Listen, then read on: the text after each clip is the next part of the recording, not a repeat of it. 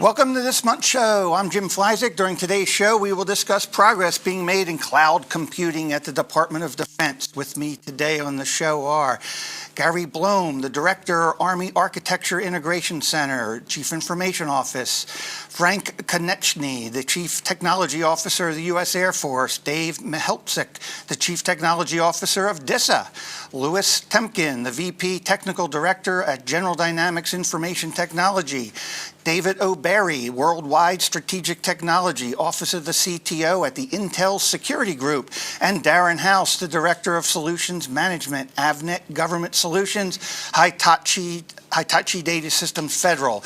Let's get into the questions and talk a little bit about progress. Let's see what's happening in these areas. Let's start with Dave Mihelcic over at DISA. Dave, give us some examples of where some progress is being made with cloud computing programs at DISA.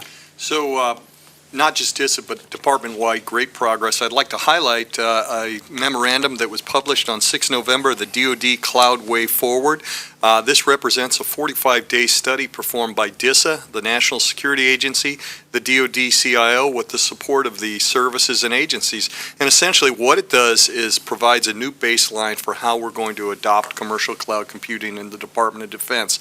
I encourage you all to download a copy now that it's been approved for public release. But in a nutshell, what it does is it defines a couple of new approaches for adopting commercial cloud. In particular, it now allows for the use of government cloud infrastructure service, and by government cloud I mean clouds that are dedicated to federal customers to be used for sensitive but unclassified data. It also introduces the concept of cloud access point, which is going to provide a standard mechanism for interconnecting those government infrastructure as a service clouds to the DoD information network, the DoD, securely, so that individual program managers can accept risk in deploying their systems into commercial infrastructure as a service without subjecting the rest of the DoD to that level of risk. We're making great progress on this already. There's been 5 pilots approved that are executing. We have the initial increment of the DoD Cloud Access Point operational today, and we're defining the next generation Cloud Access Point, as well as in the process of approving additional providers for use in this way. Wow, terrific. I mean, all of a sudden it feels real, you know what I mean? We've been doing cloud now for a couple of years, and everybody's been talking about we're going to do, you're doing, and you've got the policy and the authority behind it. That's exciting stuff. Gary Blohm, how about over at U.S. Army? Tell us a little bit about progress being made in cloud over there. Good afternoon, Jim. Well, I'm going to pile on a little bit what Dave said, Sure. Because we're very excited about this document and the way it helps us move forward. A couple things to open the conversation, though, is why do we really want to do this? We still talk about cloud and some of these things, all about efficiencies. Really, what's driving the Army is really the operational capability about having access to your data wherever you may be. And we'll probably talk in a couple of later questions about how we want to extend that to the tactical space as well. So it's really about capabilities that we want to provide. And so what we've really been focused on the past couple of years and have had a lot of success is setting the conditions. We've been successful on working with our DISA partners on it, Defense Enterprise Email. Now, no matter where I am, I get access to my email. When I change jobs, I don't lose my email, my contact list, all my emails. That has really been a game changer for us. Hard at first, a lot of angst as we went to that process, but now our customers are happy with Defense Enterprise Email. But setting the conditions, we started off looking at, well, what's the kind of capacities we need? And again, working with our joint partners and DISA, creating the bandwidth necessary. And so you probably heard about our MPLS Cloud and Joint Regional Security Stack architecture. Getting that out there is really helping set the conditions to make sure that when we go to this cloud and do some of the pilots that Dave talked about, that our users are not at the end of a soda straw that don't really have access to that. Apps and data cleanup, huge. We can move a lot of things to a cloud kind of environment. Do we want to move all of those applications to a cloud environment? Yeah, that's a great point. So I think we've eliminated almost 1,100 applications to date, and we think a lot more to come. So as we try to clean up that space, will make us more effective as we move. So finally is the security. You can't overstate the security way ahead here enough. That's really going to allow us to move things into the commercial space as well that we probably didn't think we could move a year ago. So we're real excited about the working with DISA, NSA, and our partners on that. Man, terrific. Yeah, and I love that idea that as you move to the cloud, you get a chance to take a look at what is it that we really don't need anymore and be able to, sort of like rebalance your portfolio, for lack of a better term. And I also think, too, it gives you a clear slate for security. Let's say, hey, we've been band-aiding things forever and ever and ever and ever. Now we have an opportunity to step back and take a look at what we really need. Darren House over at Avnet, Hitachi Data Systems Federal. Tell us how your position and your company's working to support your customers in this space and the kind of progress you see going on. All right, so thank you. I see a lot of progress here, and we kind of break it up between the public cloud side of the house and then the non-classified but sensitive side of the house. And on the public cloud side, there's been a lot of progress over the years, leveraging a lot of the public cloud providers and having the websites go out to and doing SharePoint and those types of things. And so there's been a significant amount of progress. What the real progress that's starting to happen now is on the sensitive side of the house, where Amazon Web Services now has up to level 5 authorization within DoD. Autonomic Resources now has it. There's people that are moving towards that. So there's some options now on the DoD side to be able to move some more of the sensitive applications and workloads to the cloud environment. So there's a lot of progress in that area, I think. Yeah, terrific. Yeah, we were talking before the show about Amazon at one point in time sold books, and Google was a search engine. Yep. Frank Konieczny over at Air Force. Frank, tell us some stuff in terms of progress you see in the movement to the cloud over at the Air Force. Well, as Gary said, we've been working on apps rationalization now for a while. We've actually organized ourselves into by business area now, so each business area could actually look at the apps across the business area. We've dedicated a managed service office in LCMC to actually support this, the engineering analysis, as well as some of the migration activities. We also, it's more interesting, we actually have 3 standard platforms as a service constructs now as our baseline that all new and modernized applications have to go to. So as we progress down that path, we're going to standardize across the board for those implementations.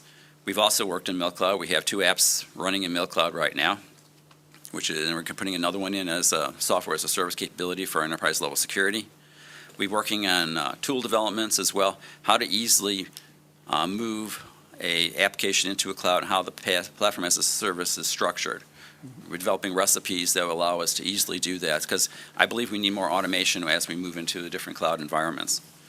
We have another pilot going on, an HR pilot to a level 4, level 5 cloud that we're working on right now, as well as we're looking at a pilot for training with AETC. So we're pushing things out there. And the last thing is, when we look at cloud, we look at it from the viewpoint of not only MilCloud, not only commercial cloud, but also what we're doing internally in our installation processing nodes. Yeah. We want to have the same infrastructure, the cloud infrastructure across the board. So if we want to move applications or have multiple versions of applications, we can put them in all 3 environments. Wow, cool. It's exciting for us because we've been doing this show for years now, and back from when cloud was a concept, and especially in DoD with DISA and Army and Air Force, whatever. Seeing how you guys have evolved over the years and making this all become real now is exciting news to hear about. Louis Tempkin over at General Dynamics Information Technology. How are you positioned, and how are you supporting your customers in this space, and what are some of the progress you're seeing being made? Well, I think as the other speakers have noted, the maturity of the DoD cloud security model is enabling industry to deliver secure solutions across the different, data levels. And there's a clearer understanding of the differences between what a commercial cloud provider can deliver and what needs to be either hosted in private community clouds or on-prem or in an installation processing node. Whether it be in a data center or in containerized solutions. And industry, I believe, can deliver effective solutions across all those implementation models. So it's not coming without challenges and transformation issues, as we'll talk about later. But I think the fact that while the reality is that one size won't fit all, we are now getting to a point where there's a common standardized approach for provisioning, maintaining, and managing those IT services, and that's very exciting. Yeah, sounds great. David O'Barry, tell us a little bit about the Intel Security Group and how you're positioned to support in this area and some of the progress you're seeing being made. So I think, having been involved on the client side, on the customer side, before I came over to McAfee with state government for a long time, I watched the genesis of the cloud aspect. And so the things I'm hearing now, and the progress that they've made over the last year specifically are pretty amazing. I think that the concept is that, like you said, one size doesn't fit all. The hybrid aspect of this thing is just a known state, but it's got to be hybrid, as was mentioned, with standards. So, from the ground up, you were talking about reworking security, talking about 1,100 applications that have been done away with. And that's huge, because oftentimes what happened in the original genesis of this, everything was just thrown into the cloud. So, bad processes outside of the cloud equal really bad processes inside of the cloud. Yeah, good point.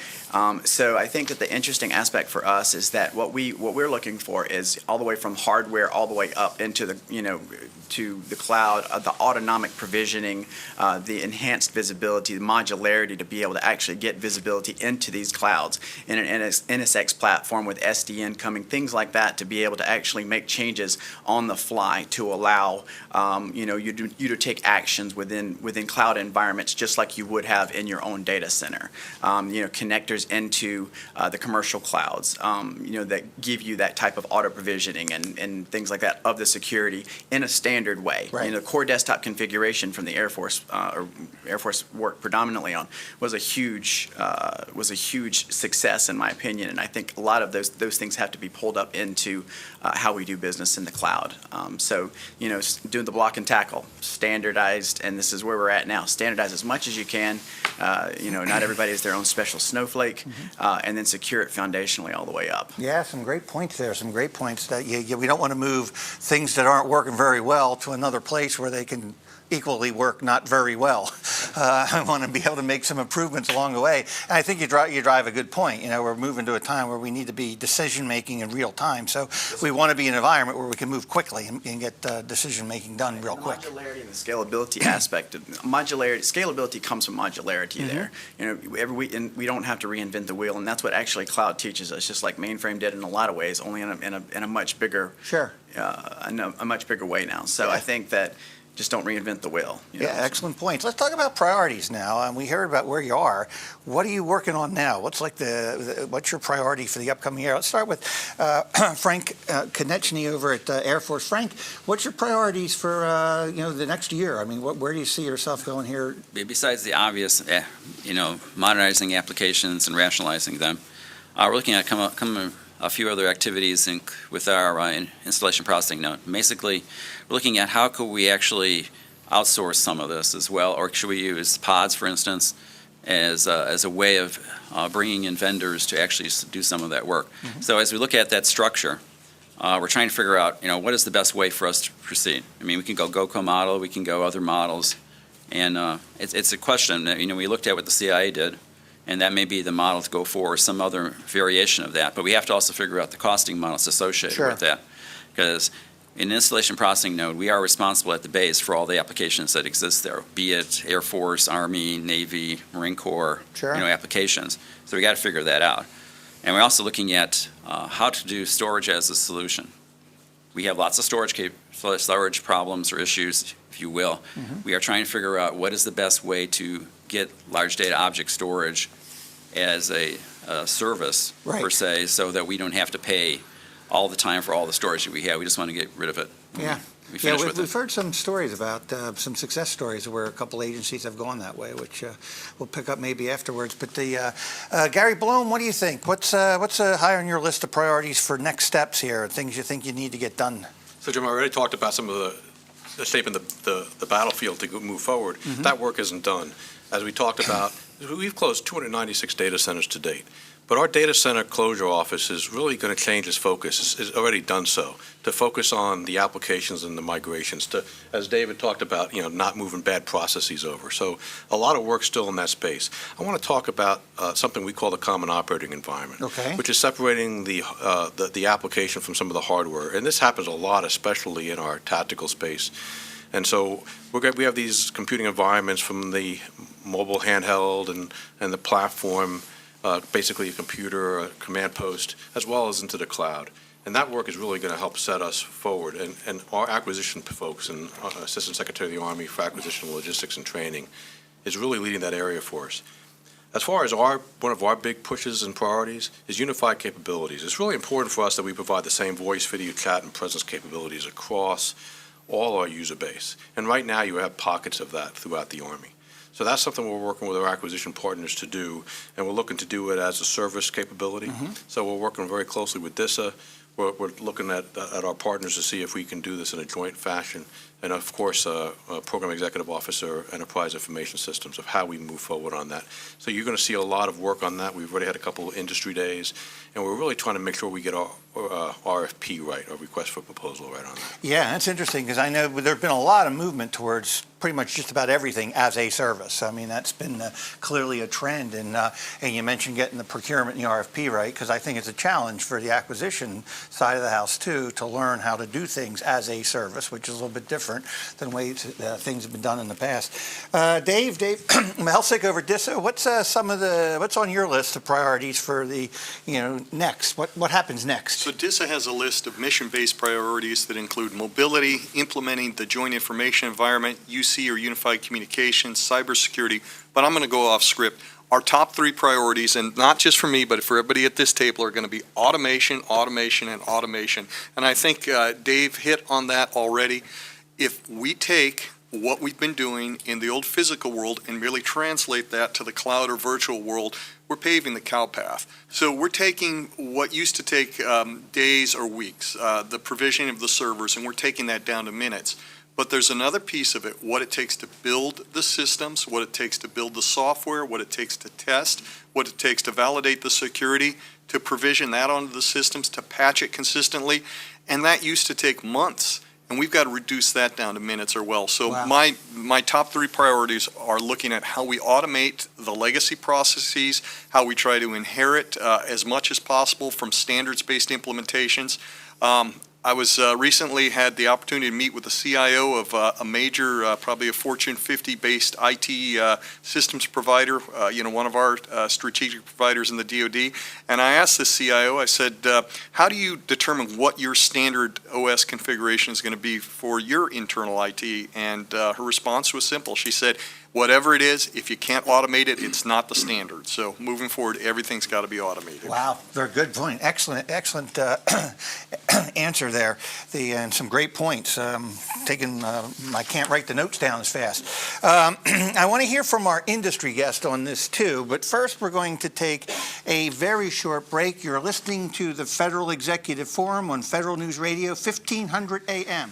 Welcome back to the Federal Executive Forum on Federal News Radio, 1500 AM. I'm Jim Flyzik here with Gary Blohm from the U.S. Army, Frank Konieczny from the U.S. Air Force, Dave Mihelcic from DISA, Louis Tempkin from General Dynamics Information Technology, David O'Barry from Intel Security Group, and Darren House from Hitachi Data System Federal. We're talking cloud, defense cloud computing.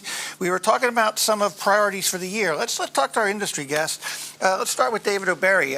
Dave, what's some of the priorities on your table for this next year? What's like the hot buttons for you? Sure. So I think it marries up exactly with what we're talking about, autonomic computing, however you get there, basically. So, I always tell people that, if I was sitting here and having to think, heartbeat, heartbeat, heartbeat, breathe, breathe, breathe, something would go wrong, right? So there's a lot of systems that go on in the body that immediately, that you don't have to think about. So right. I think exactly what was touched on by DISA at that point in time makes a big difference. Sure. How do you, shrink to T0 as close, how can you get there as close as possible? Right. I also think that, the enablement of that has to be in a secure fashion, and it has to give you the authentication aspects and the visibility aspects that oftentimes, we have kind of just assumed. So as you go forward in an SDN world, NSX world, those types of things, things are going to happen at speed, but it's just like anything else. If you have a blowout, at 120 miles an hour, things go bad quickly. So the whole concept for us is the enablement of the customer as it relates to giving them modularity. We have something called DXL, which is a industry standard, or will be it's open for people to be able to write to. So we're working within our own stuff right now, and then our SIA partners, and then all of the customers. So you actually will be able to plug security, what I call widgets, into a bus in a pub sub situation to allow you to actually not even, you don't have to work with us to do it, it's just out there. So it's actually an Internet of Things standard that we wrote it on, and the whole concept is to empower them to be able to get their local threat intelligence, mix it with whatever threat feeds they're doing, and get a real-time visibility picture of the security environment. Wow, cool. Yeah, we got the Internet of Things, we get everything as a service, and now we're going to have, security where we don't even have to think about it anymore. We just plug it in. The world is changing, folks. Louis Tempkin, what do you think? What's high on your list? What's on your front burner these days? Well, I think externally, it's designing solutions, enterprise systems, to that scale to meet the requirements of our, DISA and service and agency customers, and then internally, it's expanding our FedRAMP data centers so that we have some private cloud IT as a service offerings from our FedRAMP data centers, and making sure that those are again able to meet the security and networking requirements that are going to be demanded by our customers. Yeah, terrific. Well said. Darren House, what do you think? What's on your front burner these days? What's a high priority? So we have three key priorities here, and I like hearing what I've heard, because our priorities kind of fit in a lot with what the need is out there. And so convergent, hyperconverged, I believe, is a big priority for us in terms of continuing that conversation about how you can get convergent, hyperconverged systems in the data center as the gateway to having private cloud and integration into public cloud and hybrid cloud solutions. The second part is third platform innovations. So social, mobile, analytics, cloud, focusing on the innovation that can happen within that area to be able to drive government forward and achieve some more of the objectives. So the third platform is a big push for us. And then lastly, it's everything as a service. Yeah. The move towards taking a lot of the workloads that are traditionally in DoD that aren't mission focused, that are ancillary, that can be moved off to cloud providers, so they can focus more on some of the mission objectives that they have and not have to worry about things that are necessary but not critical. And so adding more stuff as a service to be able to provide services to the government. Yeah, I've actually been having conversations up on the Hill with the appropriations people about this too, about, because you really want to move things from CapEx to OpEx, as you move to service, and it really changes, but it also lets the government be able to, do refresh cycles, a lot faster than they can do today, if you don't need to be buying things all the time and so forth. Gary Blohm, let's talk about some lessons learned as you've worked your way through this. What are some of the things you've learned maybe that you would pass on to others that are trying to move to the cloud and so forth? Some of the things that along the way that you've bumped into? So, Jim, I don't know that I have any unique words of wisdom here, but I'll just tell you to start off, Army's a huge organization, sure. Lots of users, lots of customers. For us to have the ability to close 1,000 applications kind of gives you a scale of how many applications we must have. Mm-hmm. Change is hard. And we have... I think we've overcome the buy-in for enterprise solutions, if you will. So we have a huge business community. We have a lot of functions and operations, and we do have unique services. We have a great partnership in our CIO with our Office of Business Transformation, kind of hurting in a lot of the business areas to look for what's really unique. How can we collapse? How can we provide those enterprise solutions? That's a real lesson learned about just communicating. Sure. We're not doing cloud because it's a good IT thing. We're doing cloud because it's a good business capability. The other thing that's really a way forward is, as we go through, we talked about acquisition before, how are we going to do service level agreements when we provide this? Good points. And so I want to make sure that we do that somewhat consistently across a lot of different users, as opposed to letting everyone now go out to the cloud themselves. Right. But there's a lot of discussions that still have to go on, not only on the government side, but with our industry partners, to figure out how do we structure this. Is it an off-the-shelf agreement that they already have for commercial? How does the security things that Dave Mihelcic talked about impact those needs. Sure, it's different, no doubt about it. And trust me, I did have the opportunity to head up the Reinventing Government IT teams and then try to implement government-wide programs so that getting everybody marching in the same direction. Yeah, I'm impressed just hearing from DISA, Army, and Air Force the fact that you guys are aligned and moving, able to get things moving in one direction, because those culture issues and those change issues are extremely difficult to work through. I tried not to use the culture word, but you did. 114 Joes, that word's come up every one. Dave Mihelcic, what do you think? What's from your what are some of the lessons learned? What are some of the things, if you were someone else for getting ready to try to do what you're doing, what would you be telling them in terms of look out for this? So we're in Washington, D.C., and physics works differently in Washington. An object in a state of motion stops. Okay. So you can't use logic when in Washington, D.C. You gotta think things through some other way. So to think this through, the advice that I give other CTOs and CIOs in the DoD is we got to maintain focus on this. We have to look at what our portfolio of existing and greenfield applications looks like and work on actually prioritizing those, triaging those, and then moving them to the cloud. And in doing this, once again, we have to focus on our processes and procedures, removing the outmoded ones that are manual in nature, automating everything, and only through automation, reducing the number of people involved in a day-to-day basis in operating these systems are we going to reduce our total cost of ownership. So maintain focus. Don't assume now that just because we published an updated set of cloud guidance, everything's going to change.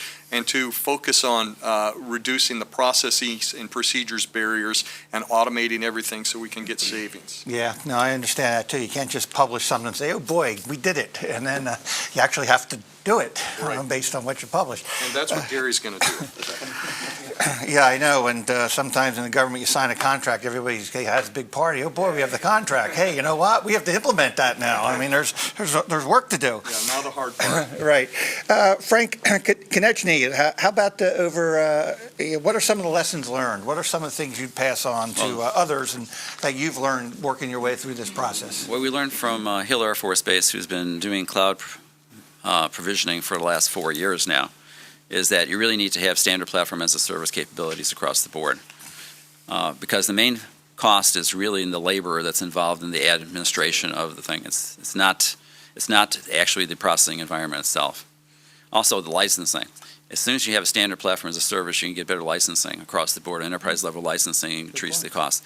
So they found out that basically they were cutting their system admins by ratios of 350 to 1 as opposed to anything else, and saving millions of dollars just on admin costs. So the first thing to do is standardize across platforms as a service as much as you can. And we're doing that, and we're basing it on efficiencies of those platforms, because we have to determine, based on mission apps and other apps, what platform that actually should be utilized.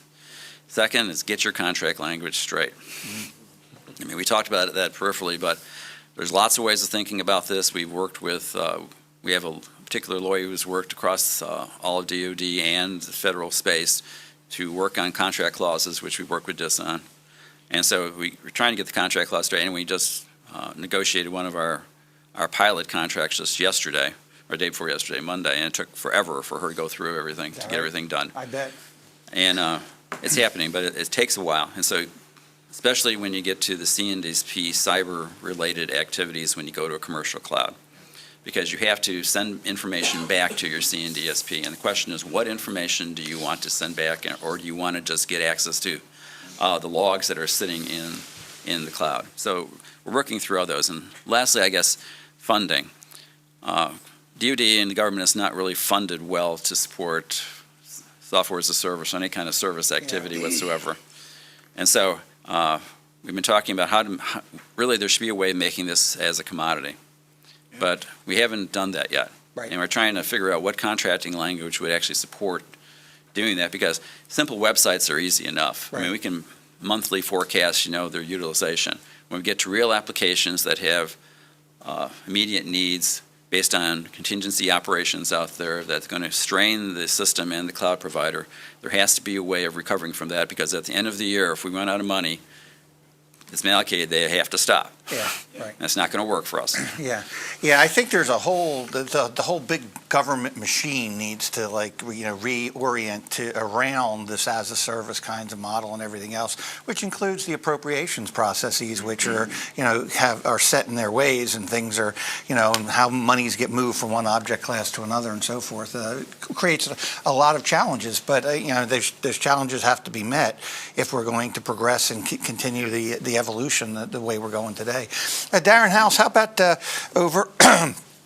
at Hitachi Data Systems Federal, what are some of the lessons learned, some things you're seeing, some things maybe that, as you work your way through this process, you would pass on to others? Sure. So there's a number of them. One, the key one for me, I think, is the amount of collaboration that's coming about, and it's been going on for a little while, excuse me, both with industry and with the intelligence community and the DoD, and the DoD learning from the intelligence community and the intelligence community kind of learning from the DoD. Examples of that are the NSA and tying in Army intelligence capabilities, or DISA cybersecurity intelligence with NSA cloud capabilities, and there's a lot of collaboration going on there, and there's a lot more willingness to talk from the DoD side to industry about how we can work together to create some of these solutions that solve some of the problems there. So I think there's a lot of lessons learned that collaboration is a good thing. Second thing is, I think there's been a lesson learned that cloud is really a portfolio of services, and it's like a money manager managing a portfolio. It's a divested portfolio where you understand the value of different things, and you put different pieces in different buckets, and then you manage it that way. It's not an end state. It's an ongoing thing that you have to figure out, and you have to tie it to that business value and the funding sources and manage it in that way. And I think that there's a move towards managing cloud in that direction versus considering it an IT project. Mm-hmm. Let's see. I think those are the main ones. Yeah, excellent. I like that collaboration idea too. It's amazing how you can accomplish things by talking to each other. Actually, it's one thing bothers me about government acquisition sometimes, but how it's changed, in my opinion, over the years. I mean, I remember being source selection official back years ago, and I would meet with the contractors, every single month, right up till the time of award. They each would get a block of time. I had my procurement people and legal people there and everything else. It seems like now we don't talk at all,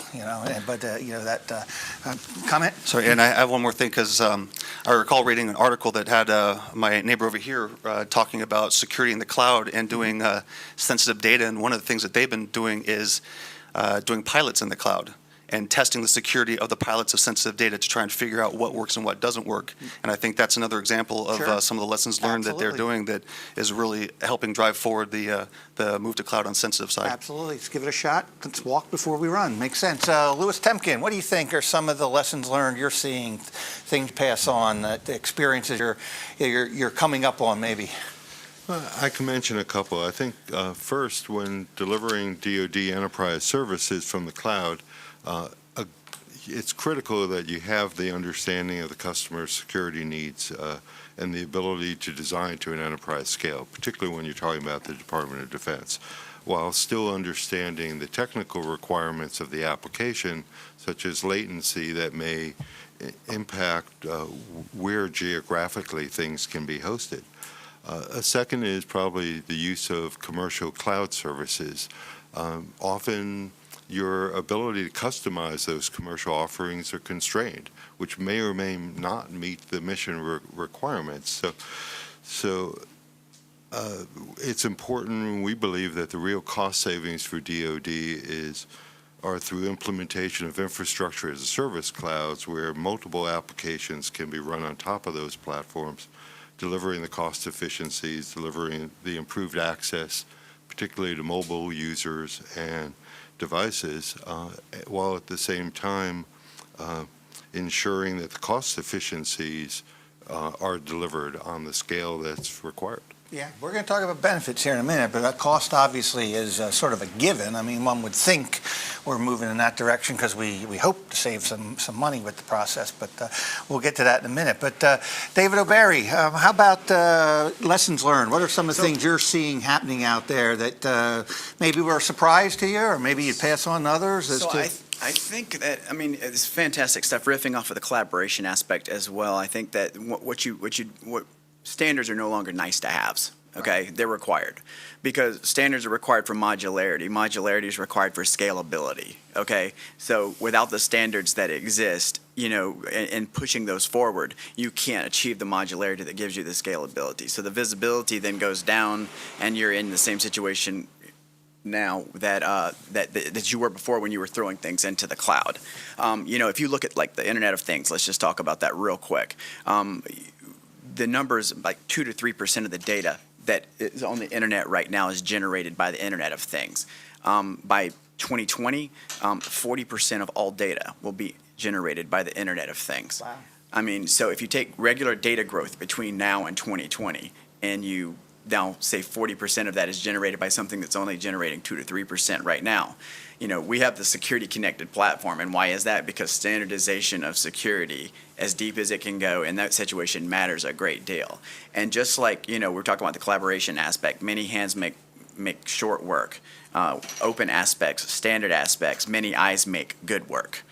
That's where the open source aspects come in, these, the things that, or even if it's just peer reviewed open, that actually matter. So I think that's going to be a huge deal going forward, because the community has to participate in its own survival. And the only way it's going to participate in its own survival is to enable it through a standard way of interacting with not only the ops aspect, but the secure ops aspect. Yeah, great points there. I'd love to have a conversation sometime. Maybe even think about doing a show about what the future will look like. Absolutely. This Internet of Things down the road would be a very interesting discussion, just trying to project out we'll talk about a little the future here in just a little bit too, but let's talk about benefits. I mean, if you're doing all this work, we're doing it because we expect some benefits to come out the end. Dave Mihelcic, what are some of the benefits you see that you think DISA will achieve by moving to the cloud? So I think the DoD is going to achieve a number of benefits. Hopefully, not the least of them is savings, real world IT savings, reducing the spend.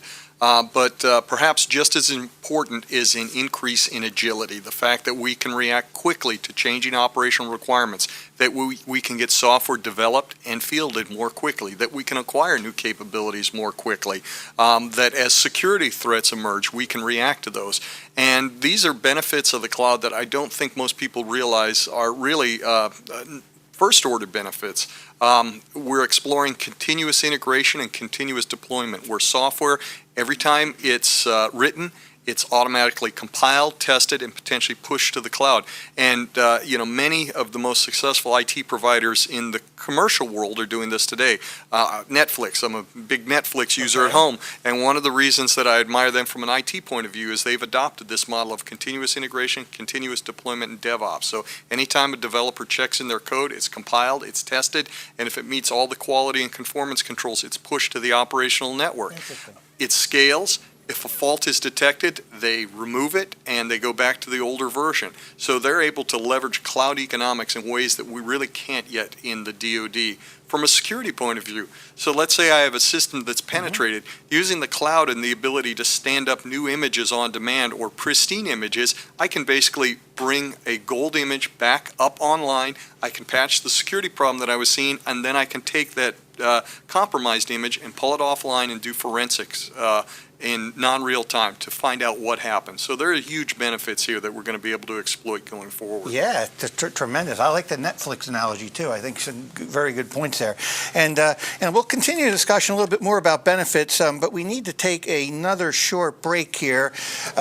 You're listening to the Federal Executive Forum on Federal News Radio, 1500 AM. Welcome back to the Federal Executive Forum on Federal News Radio, 1500 AM. I'm Jim Flyzik here with Gary Blohm from U.S. Army, Frank Konieczny from U.S. Air Force, Dave Mihelcic from DISA, Louis Tempkin from General Dynamics Information Technology, David O'Barry from Intel Security Group, Darren House from Hitachi Data Systems Federal. We're talking defense cloud and progress being made. We've been talking about lessons. We've been talking about priorities, progress. We're talking about benefits now. Let's start with Frank Konieczny. Frank, what are some of the benefits you're seeing or expect to achieve through your movement to the cloud here?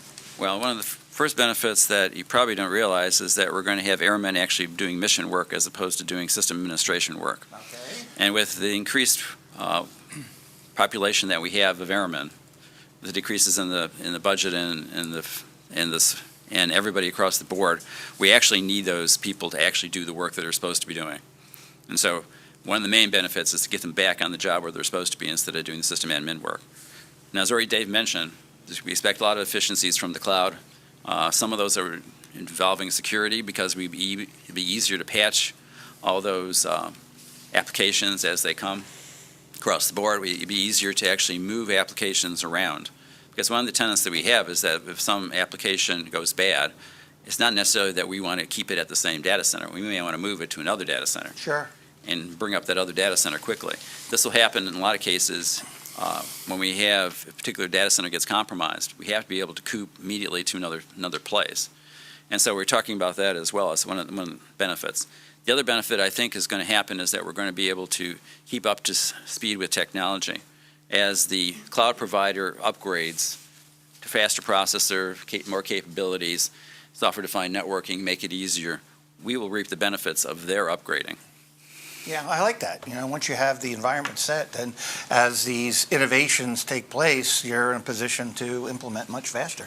Gary Blohm, what do you think some of the benefits you see that are going to come out of this effort? So I think my partners here, Dave and Frank, captured a lot of it. I mean, Sure. Agility and speed of keeping up with technology, huge things for us. So one of the big complaints our users have always had is, why is it I see something in the commercial marketplace and then we have to wait a period of time before I can get that capability in our hands? So I think the agility piece is huge. Let me talk about security just for a second. Sure. So I think cloud offers us opportunity, but cloud by itself does not necessarily make us more secure. So I don't want to all of a sudden say that cloud by itself solves that answer. But doing it the right way will allow us to do that security across the board, because we've had a lot of people developing their own systems with different levels Sure. of security. From a user perspective, this really enables things that we couldn't do before.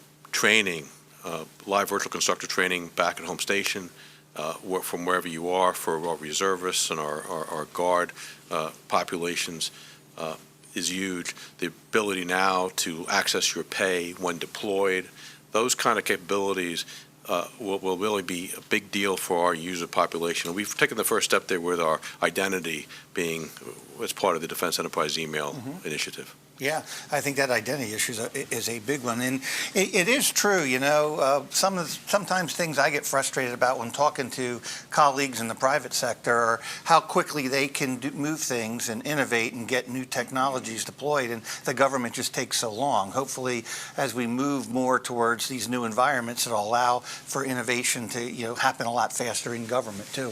Darren House, what do you think are some of the benefits that you see that are going to come out of these efforts? So I see a number. First one, I think, is a refocusing on mission.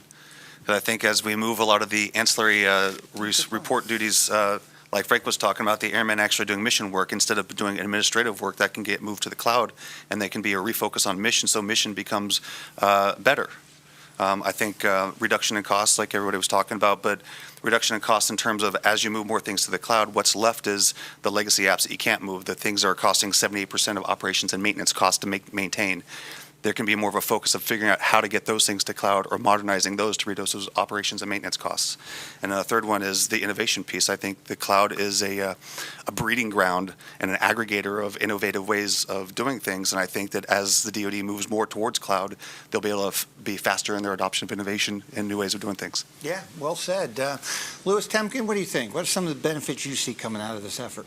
Well, I think at General Dynamics Information Technology, we're very proud of the role that we played supporting DISA Enterprise Services Directorate, their capacity contractors, and the OEMs in delivering enterprise email, because I think that's a great example of a secure private cloud implementation of an enterprise service.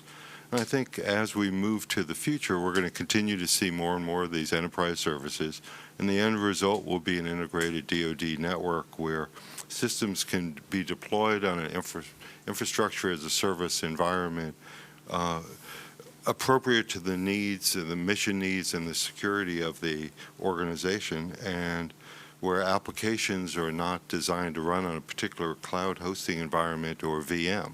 So we need to sort of extract that a level so that the DoD can run those on any cloud hosting environment that is cost-effective and meets the security requirements. Yeah, excellent. Well put. To talk about future, let's go to the future. Let's talk about where this is all going. Let's talk about the vision for what's going to look like as we move to this cloud and this movement to the cloud trend. How will it improve government services? What's it going to look like out there, maybe 5 years or so from now? Let's hear from all our panelists what your crystal ball looks like in terms of what is the end state going to be down there. Start with David O'Barry. Dave, Sure. What's it look like to you? Where's this all going for you? So I think, in the military, you have Boyd's loops or OODA loops, basically. So iterative, basically informational loops that are constantly spinning, to reorient you.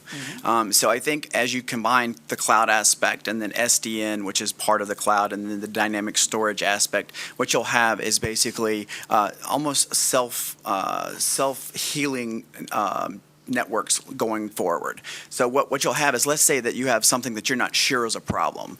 In an SDN world where you have a brain, and like we have a product called TIE, but like I said, with a standard that allows you to actually, interwork with whatever. Right. Let's say you're not exactly sure a set of nodes could have an issue. Well, not only querying those nodes in real time, but in an SDN world, you can actually pick them up and potentially leverage all of the standards that have gone before in switches in a dynamic VLAN, and all of a sudden now you can reroute them through an additional set of eyes. I can inject latency into some consistent latency to give me a few more milliseconds to basically act on those types of things. So there's a lot of things that go on right now that are manual processes, and so the enablement of the tip of the spear requires that standardization that then allows you what I call personal productivity savings, a secure personal productivity savings. How many minutes can I give my end user a day back to do the job that they need to do? And that's not just for operations and security personnel. That's for the tip of the spear people, the enablement of the airmen that we're talking about. Sure. And I think the only way you do that is to take what we do and to make it as much like a utility as possible. This is not a black magic situation. The cloud is not black magic, and security is not black magic. Some people would like you to think that. It's really an evolving science. There's a bit of art to it right now, but it's an evolving science. So the quicker we evolve the science, the faster we'll actually be able to compensate for all the data that's going to be flowing at us and all the things that are going to be flowing at us. Fantastic. Longer term, cloud also can help you reduce your attack the attack surface. Cool. And but you got to do it the right way. Cool. Very good. Louis Tempkin, what do you think? What's it look like down the road to you? Well, I think as I look into the future, I think budget realities are going to drive certain types of data and applications to the commercial cloud, where others will remain entirely in the DoD private cloud, while there's probably a middle ground that'll end up in a hybrid DoD community cloud, or a DoD commercial environment. Cool. Frank Konieczny, what do you think, Frank? Where's it going down the road? What's it look like to you? As we get to the point of everything becomes more automated and everything becomes a commodity, I think the trend is going to be that we're going to start seeing more virtualization in clouds, not only the terrestrial level, but also the aerial layer and the space layer, which means that we're going to have clouds flying around in the clouds. Wow. I like that. Clouds of clouds. Clouds flying around in a cloud. I like that. I'll use it. I'll plagiarize that too somewhere along the way. I'll be talking about that in the next show. I love that. Very good. Anything else? I think you're going to get more resiliency, and of course, the airmen are going to come back to actually doing the job they're supposed to be doing. Yeah, that's back to that utility kind of concept. Darren House, what's your crystal ball look like? Where's this all going down the road for you? So there's a lot of trends I think that are happening today that are going to lead to this, future where the crystal ball shows, and it's a convergence of forces, what I say. And some examples are things like 18F, the GSA's approach to digital innovation, the Presidential Innovation Fellows, the integration between DoD and the intelligence community working together and collaborating. And I think a lot of this stuff is going to end up resulting in the data centers that are standardized, that have converged infrastructure as their baseline, that have the standard infrastructure that can make it so automation is possible, and so that you can get to this autonomic environment where everything just works based on policies and standards and procedures. I think that is where the data centers are going, that the clouds are going to be built on top of to be able to do the integration. I also think that the convergence of the enterprise data center and the hyperscale, the Googles and Amazons, and the way that they do work,